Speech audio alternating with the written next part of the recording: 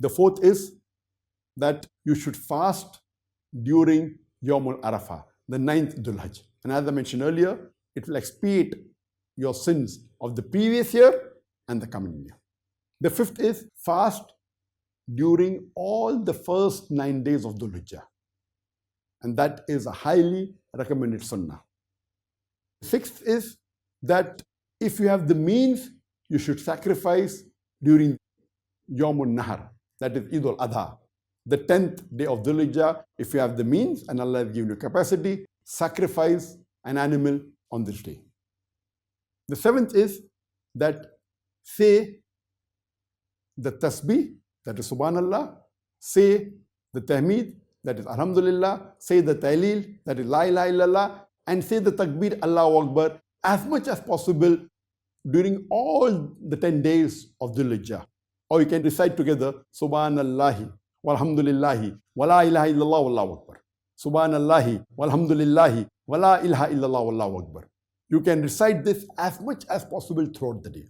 The eighth is that you should go out in the marketplace and say the takbir out loudly so that people are reminded of Allah subhanahu wa ta'ala and they also repeat it on their own.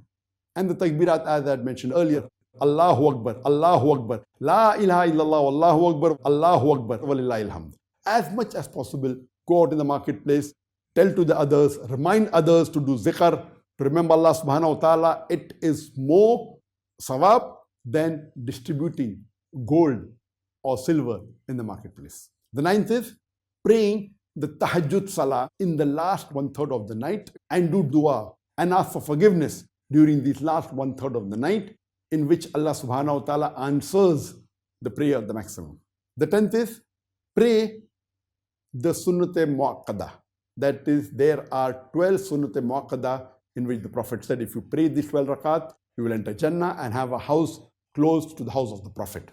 And the 12 sunnat-e muakkada are the 2 rakah sunnah before the Fajr Salah, the 2 + 2, 4 rakah sunnah before the Dhuhr Salah, 2 rakat sunnah after the Dhuhr Salah, the 2 rakah sunnah after the Maghrib Salah, and 2 rakah sunnah after the Isha Salah. There are total 12 sunnat-e muakkada in the full day. Also offer the Salatul Duha. And the Salatul Duha is offered approximately when Shaykh Utaimi was asked, which is the right time? He said immediately about 20 minutes after the sunrise till about 10 to 15 minutes before the Dhuhr time. You can offer the Salatul Duha anytime between this time. You can offer 2 rakat. The Prophet said 2 rakat as much as you can, but the Prophet most of the time he offered 4 rakat.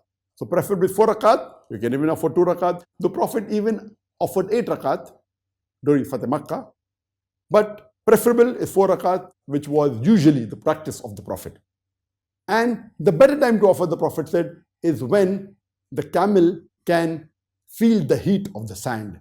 So it is preferable to offer after the midpoint between the Fajr and between the Dhuhr. This is the better time. But you can offer any time 20 minutes after the sunrise. And if you offer immediately after sunrise, it's called an Ishraq. But the better time is after the midpoint, as is the Sunnah of the Prophet. The 12th point is that you should do dua before breaking your fast.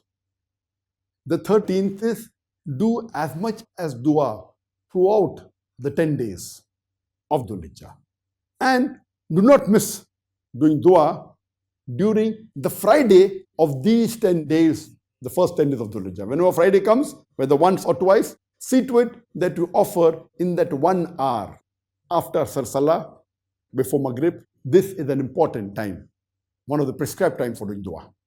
The 14th is do zikr of Allah as much as possible throughout the 10 days of Dhul Hijjah. Point number 15, read the Quran.